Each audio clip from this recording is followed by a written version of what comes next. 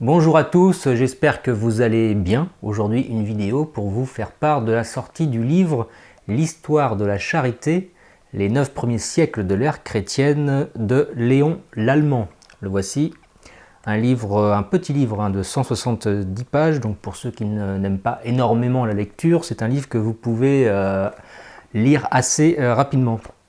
Alors, avant de vous le présenter un peu plus en détail, déjà, j'aimerais vous dire que c'est un livre dont je suis extrêmement fier de sortir. Je suis content que vous l'ayez choisi pour la première sortie 2019, pour plusieurs raisons. La première, c'est, comme je vous le disais lors de la vidéo précédente, c'est parce qu'enfin j'ai trouvé un livre qui parlait de quelque chose qui était très peu traité à mon goût.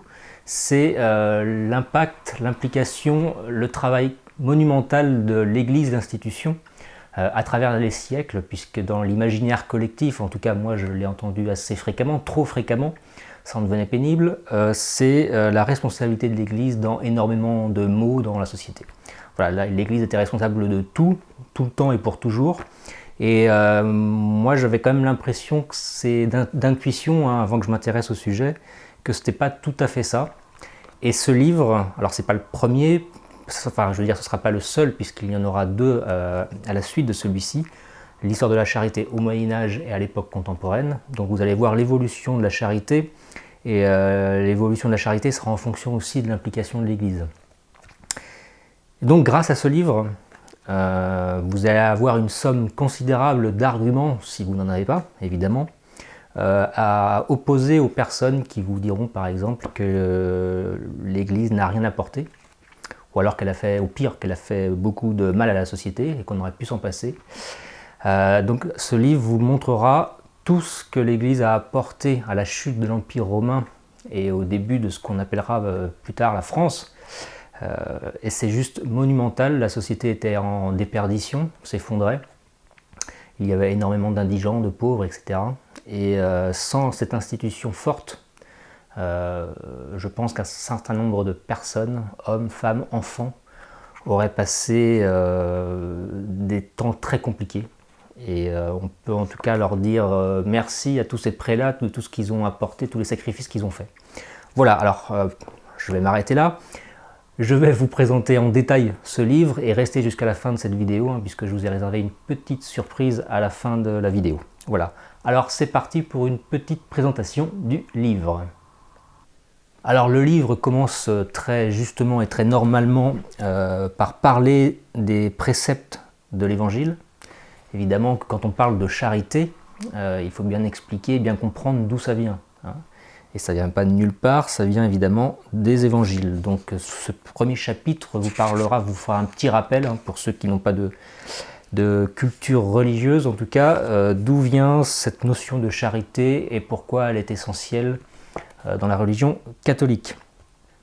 Alors dans le chapitre 2, on parle de l'ère des persécutions, hein, puisque pendant une période assez longue, les premiers chrétiens seront persécutés, on va les traquer partout et on va les condamner à mort de façon très souvent horrible. Dans les premiers chrétiens, on a beaucoup de pauvres gens, mais pas seulement, on a aussi des nobles. Et c'est d'autant plus mal vu qu'on reprochera aux personnes éduquées, nobles d'un rang assez élevé. Donc vous verrez dans ce chapitre le sort qui sera réservé aux chrétiens pauvres, mais aussi nobles, dans une société encore païenne, mais qui est en train de se transformer et de devenir de plus en plus chrétienne. Ensuite, ça parle de la famille chrétienne, hein, cette volonté chez les apôtres de purifier la famille chrétienne. Le mariage devient un sacrement. Et aussi, il y a cet abandon du droit de vie ou de mort sur les enfants, hein, le pater familia. Et donc vous imaginez bien que c'est une révolution chez les païens, hein. Donc ça vise à protéger toujours évidemment le plus faible. Ensuite ça parle de la notion de riche et de pauvre dans l'église du Christ. Donc chez les païens il y a un certain mépris pour les pauvres, ce qui n'est pas le cas chez les chrétiens. Comme dira saint Jean, ce sont ces petits, ces humbles que le christianisme glorifie. Donc ce ne sera pas tout à fait le cas évidemment chez les païens. Le christianisme ne condamne pas du tout le riche, il ne suffit pas d'avoir l'apparence d'un mendiant pour devenir un saint, hein, mais il suffit d'avoir l'esprit de pauvreté, et la nuance est importante.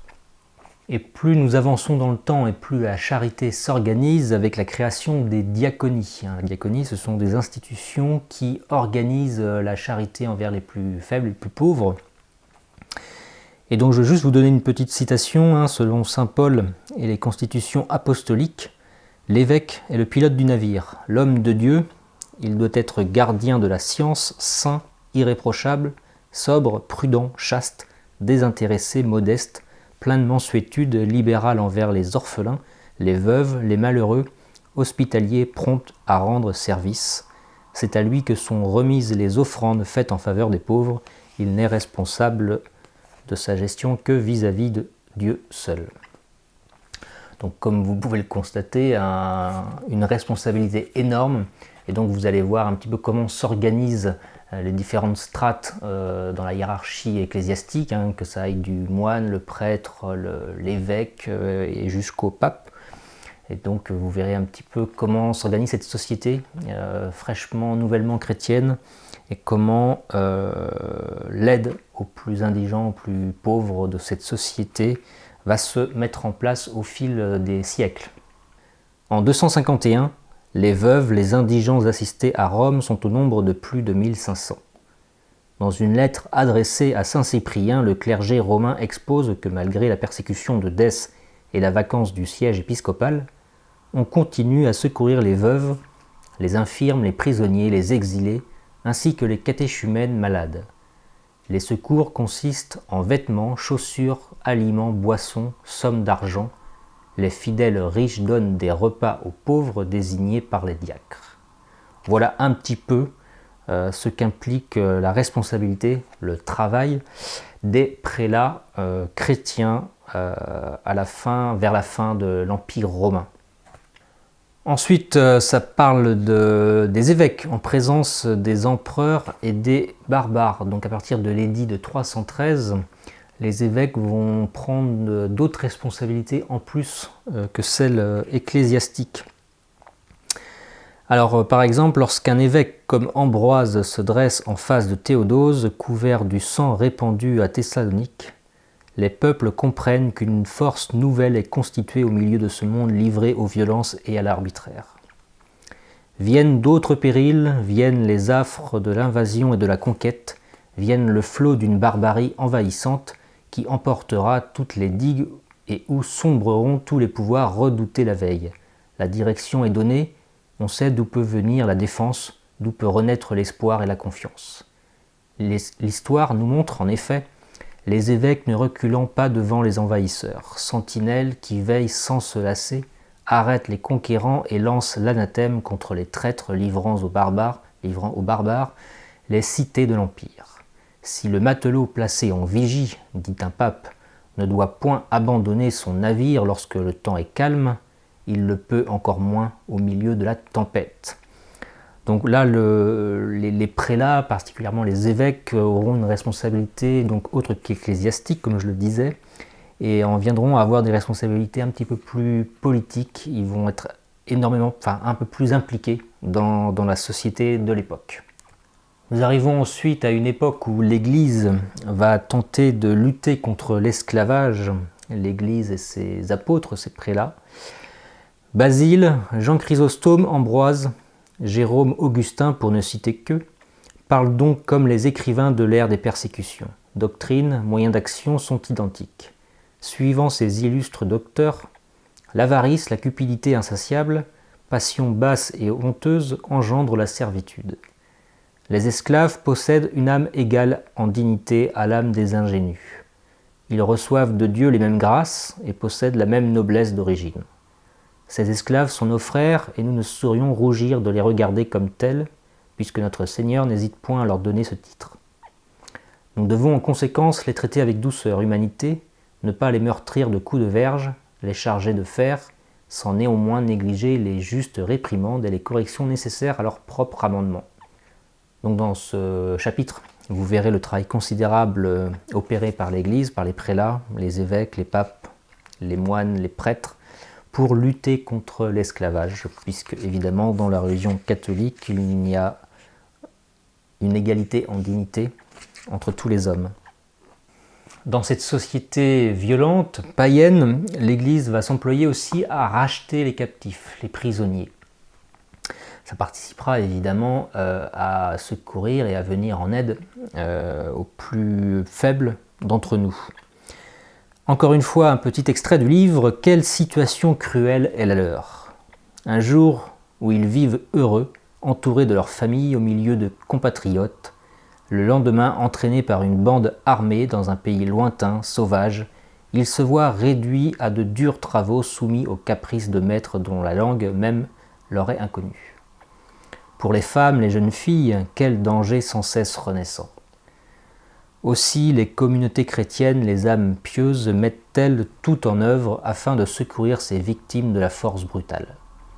Les captifs se trouvent rachetés par milliers et les vases sacrés, les ornements, brisés s'il le faut, fournissent le prix de ces rançons.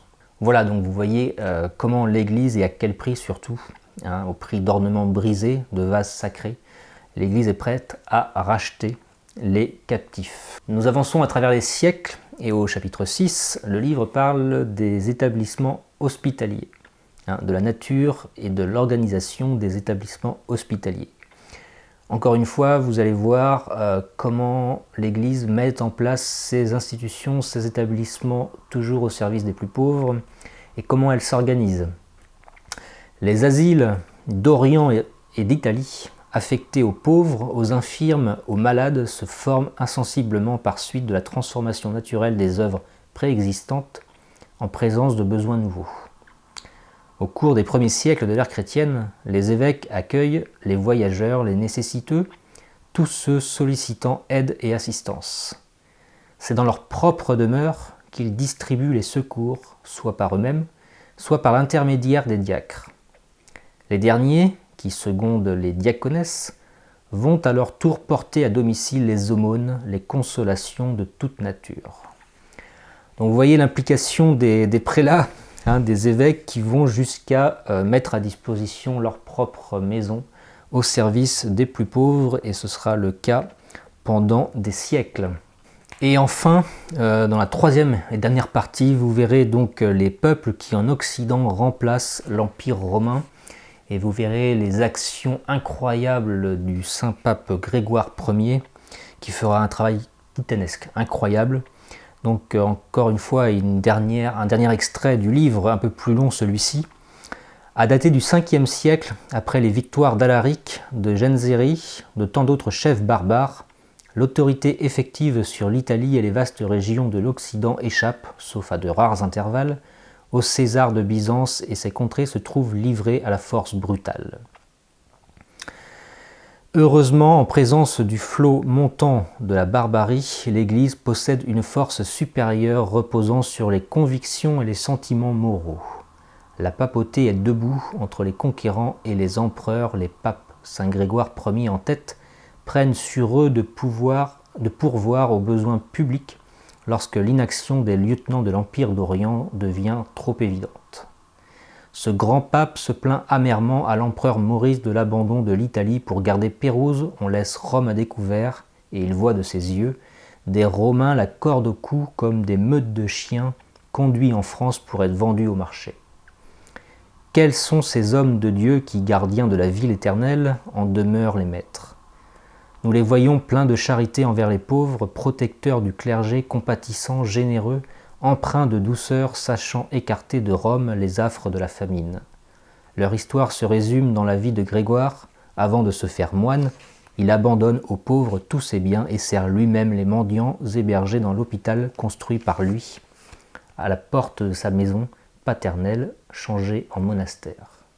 Voilà un petit peu l'étoffe, la carrure de ce type de prélats, de papes, qui ont mis leur vie au service des plus faibles.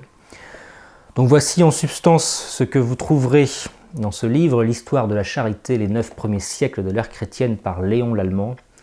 Je le répète, il s'agit donc du premier d'une série de 3 livres que je vais sortir. Le second sera sur l'histoire de la charité au Moyen-Âge et ensuite à l'époque contemporaine.